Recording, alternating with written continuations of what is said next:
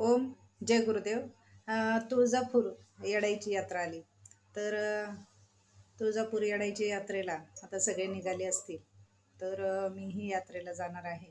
तर मला महत्त्वाचं सगळ्यांना एक सांगायचं आहे ते म्हणजे सगळे यात्रेला निघतात आणि आधी कधी घरामध्ये तुमच्या इटा झाला असेल किंवा सुतक लागलेला असेल तर तुम्ही परडी घेता सोबत आणि ती परडी कलोळामध्ये धुवून घेता.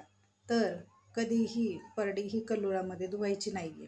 त्याचं कारण म्हणजे जिथं आपण स्नान करतो तिथं कधीही देवाला स्नान घालायचं नाही आहे. परडी धुवायची जर असेल तर परडी धुण्यासाठी आपल्याला गायमुखाला परडी धुवायची आहे. कारण गायमुखाला हे गंगेचं पाणी आलेलं आहे. त्याच्यामुळं काशीचं पाणी हे गायमुखाला आलेलं आहे. तर कधीही जेव्हा तुम्हाला परडी धुवायची असेल त्यांनी गायमुखाला परडी धुवायची, पण कलोळामध्ये धुवायची नाही आहे. कलोळ हे आपल्यासाठी आहे, देवांसाठी नाही.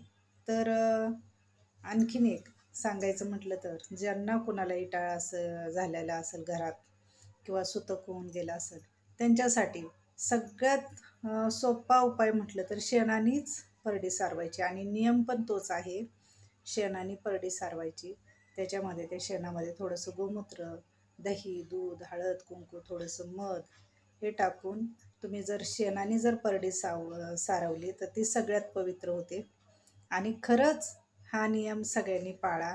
कलोळात कधीही परडी धुवू नका. मागच्या वेळेला मला दिसलं, मी बऱ्याच जणांना बोलले.